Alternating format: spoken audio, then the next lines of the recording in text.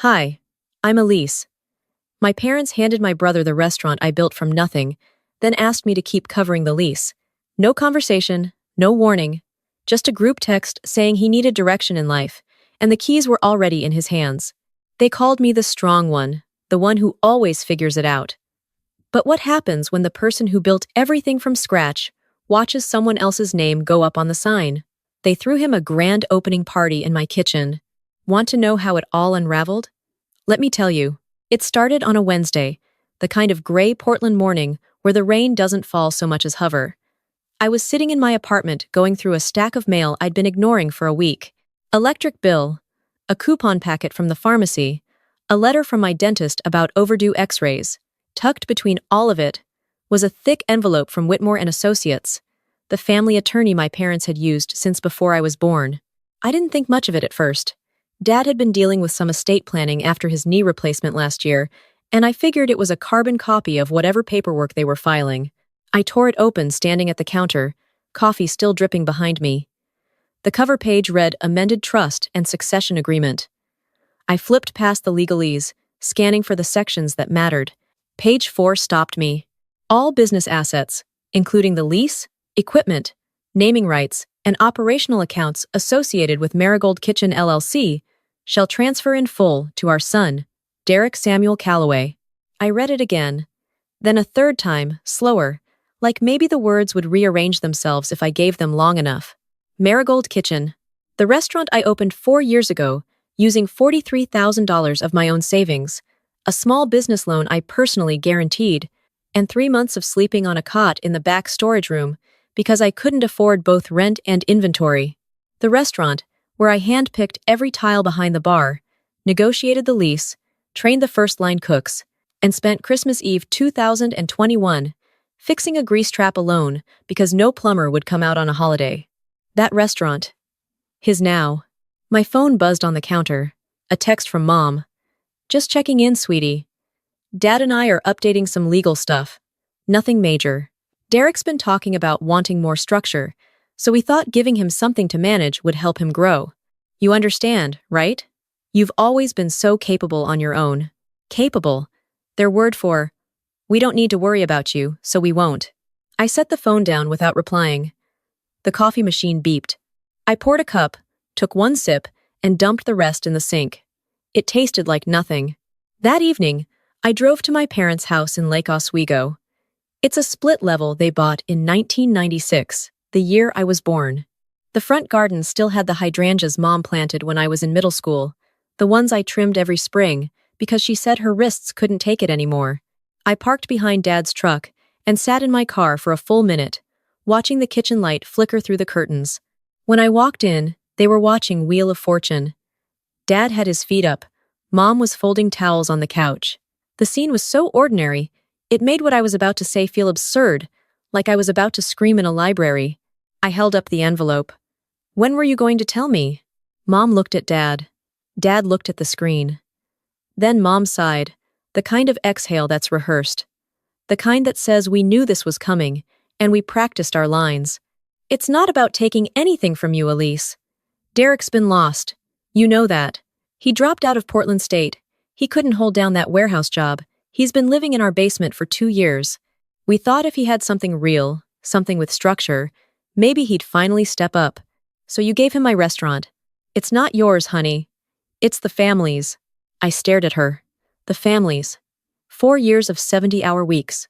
The family's. A torn rotator cuff from hauling sheet pans at 23. The family's.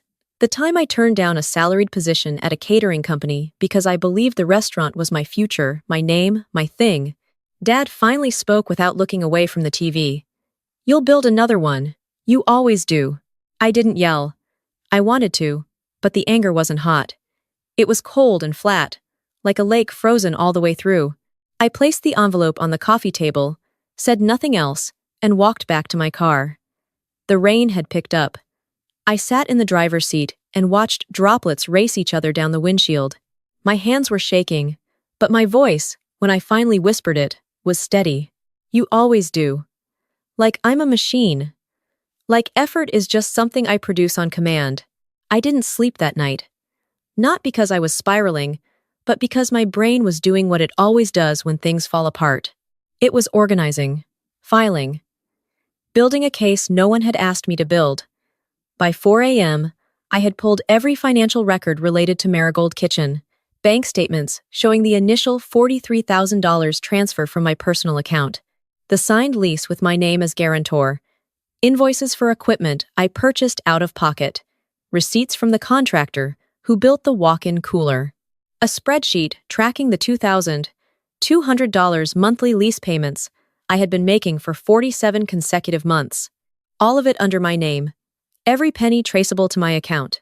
And yet somehow, on paper now, it was Derek's. Friday came around, and with it, the weekly family dinner. We always met at a Thai place on Division Street, a spot Mom picked because it was equidistant from everyone.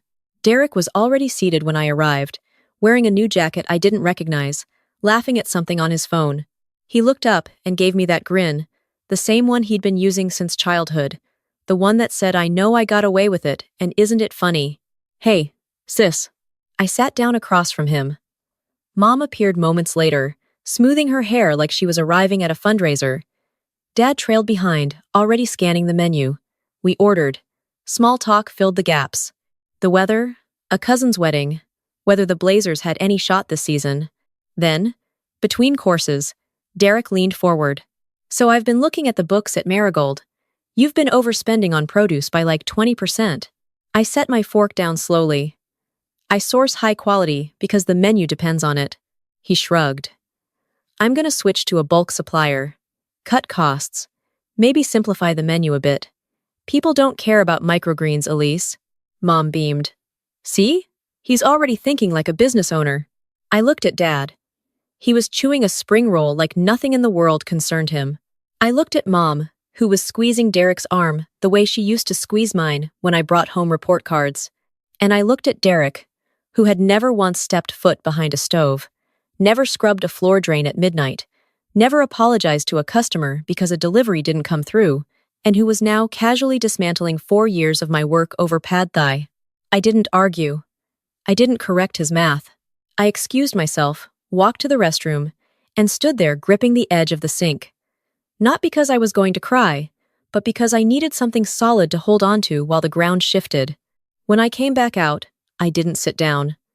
I grabbed my jacket from the chair and said, "I have an early morning." Mom's face tightened. "Elise, don't make this a thing." But it was already a thing. It had been a thing the moment they signed my name out of existence.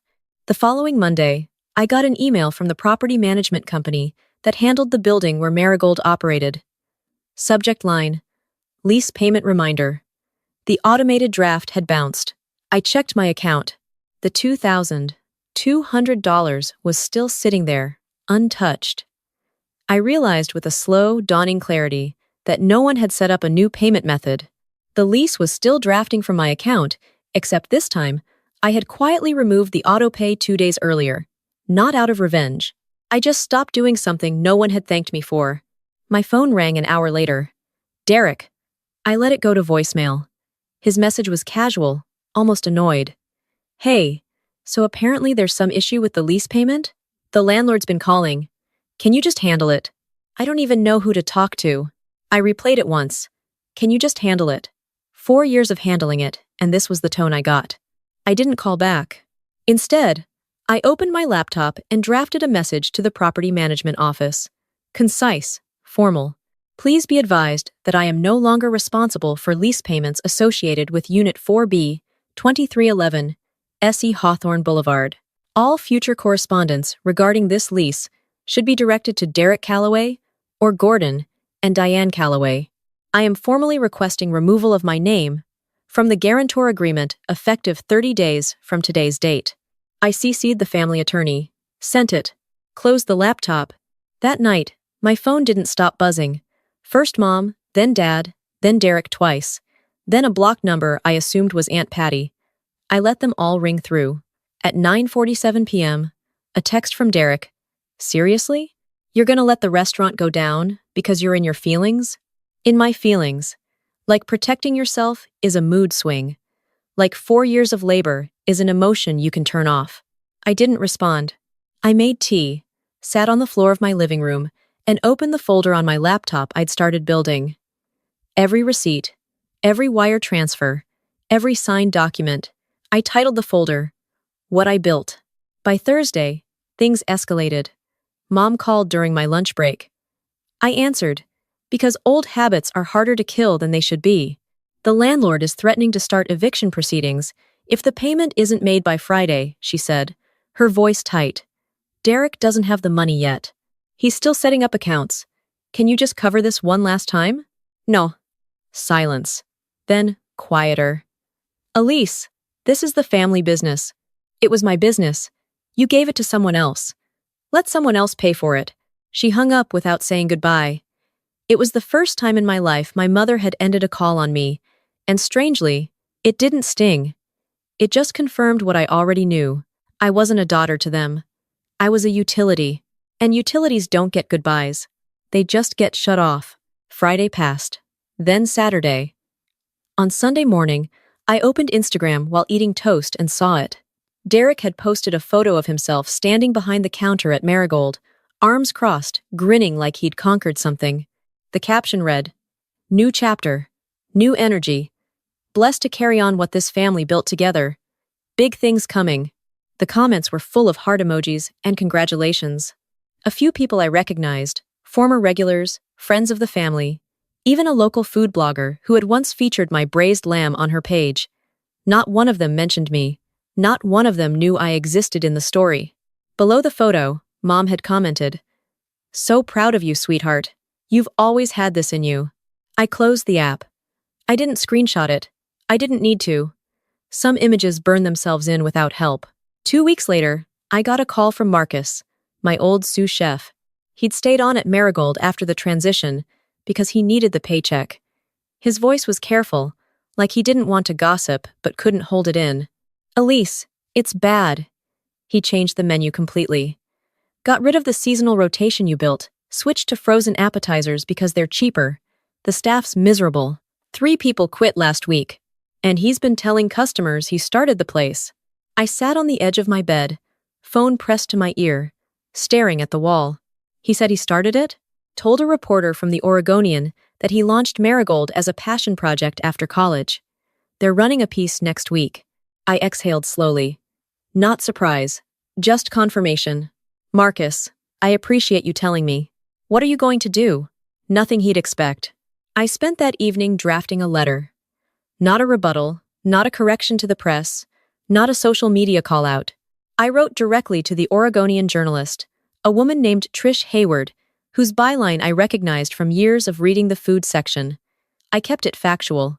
Dates, financials, the original business registration with my name, photos of the build-out, the signed lease, my tax returns showing Marigold's income reported under my social security number for 4 consecutive years. I didn't ask her to write anything. I just said, Before you publish, I thought you should have the full picture. She replied within an hour. Can we talk tomorrow? We spoke for 45 minutes. She was professional, careful, asked precise questions. When she finished, she said something I didn't expect. Elise, why didn't you fight this publicly? I thought for a moment. Because I don't need the world to know I built it. I just need it to stop being credited to someone who didn't. The article never ran. Not the version Derek planted, anyway. Trish told me the editors pulled it once the sourcing fell apart. No retraction, no scandal, just silence. And sometimes silence is louder than a headline. But the fallout at Marigold was already in motion. Without my systems, my vendor relationships, my financial oversight, the restaurant started hemorrhaging money. The bulk produce supplier Derek switched to delivered wilted lettuce and bruised tomatoes. Customer reviews dropped from 4.7 to 3.2 inches 6 weeks. The landlord, still unpaid, issued a formal notice. Mom called again. This time, her voice wasn't sharp. It was small. Elise, can we talk? Just talk. I almost said yes. Almost. But I'd spent 28 years saying yes to people who never once asked if I was okay, and I was tired of being the bridge they walked across without looking down. There's nothing to talk about, I said. You made a decision. Now you're living with it. She started to cry. Quietly, the way she does when she wants you to hear it but not acknowledge it. I stayed on the line for 10 seconds, then hung up. Not out of cruelty, out of preservation. 3 months later, Marigold Kitchen closed. I found out through Marcus, not through family. He sent me a photo of the front window, with a white sheet of paper taped to the glass, closed until further notice. The planters I'd built on either side of the entrance were brown and dead. The chalkboard menu I used to update every morning was still there, but blank. I stared at the photo for a long time. Not with satisfaction, not with grief, just with the quiet recognition that I had warned them, not with words, but by leaving, and they hadn't listened. Derek moved back into my parents' basement. Mom posted on Facebook about family sticking together through hard seasons. Dad didn't post anything. He never does. But Aunt Patty called to tell me he'd been sitting on the back porch for hours every evening, not talking to anyone. I didn't feel victory. I didn't feel vindicated. I felt tired, the kind of tired that doesn't come from lack of sleep, but from years of carrying things that were never yours to hold. That winter, I started over. Not at another restaurant, not yet. I took a part-time job consulting for a friend's catering company. I rented a smaller apartment in Selwood, 1 bedroom, a galley kitchen with a window that overlooked a community garden. I started running in the mornings, not to train for anything, just to hear my own breathing and know it belonged to me. One evening in early March, I found an envelope in my mailbox. No return address. Inside, a single sheet of paper in my father's handwriting, shaky like he'd written it slowly, afraid of what he was putting down. I watched you build something real, and I gave it to someone who didn't earn it. I told myself it was for the family. It wasn't. It was because helping Derek was easier than admitting he needed more than a restaurant to fix what was broken. You deserved better from me. I don't expect you to forgive that. I just needed you to know I see it now. No, I'm sorry. No ask to come home. Just acknowledgement, late and incomplete, but more than I ever expected from him. I placed the letter on my kitchen counter and stood there for a while, watching the evening light shift across the wall. I thought about framing it, then decided against it. I thought about throwing it away, then decided against that too. I slid it into the drawer next to my lease agreement and my original Marigold business plan, the documents that proved what I built, and the letter that proved someone finally noticed. These days, my mornings are mine. I wake up early, run along the river, come home, and cook breakfast with the windows open, even in the cold. My phone rings less than it used to, and when it does, I don't rush to answer. I haven't blocked anyone. I just stopped being available on their schedule. I still think about Marigold sometimes, not with longing, but with the same tenderness you'd feel for a house you once lived in and loved but outgrew. I poured everything into that place, and for a while, it poured back. What I lost wasn't the restaurant. It was the belief that effort alone would earn me a place in my own family. I used to think love meant building things for people who couldn't build for themselves. That if I kept showing up, kept sacrificing, kept saying yes before anyone even asked, eventually someone would turn around and say, "We see you. Not just what you do. You." But here's what I've learned. If you keep handing pieces of yourself to people who only see your output, one day you'll reach inside and find nothing left. You don't owe anyone your labor, just to keep their picture of family intact. So if you've ever been the one holding everything together while everyone else took credit, if you've ever been called dramatic for drawing a line that should have been respected years ago, I want you to hear me. It's okay to stop building for people who would never build for you. Now I want to hear from you. Have you ever had to walk away from people who took everything and gave nothing back? Have you been called selfish for finally choosing yourself? Tell me your story in the comments. Drop a 1 if this touched something in you. Tell me where you're watching from. And if this didn't land for you, that's fine too. I'd love to know why. Your voice matters here. If this story spoke to you, subscribe to FM Revenge Story so you don't miss the next one. There's more truth coming. More lessons. More people like you finding their voice. See you in the next one.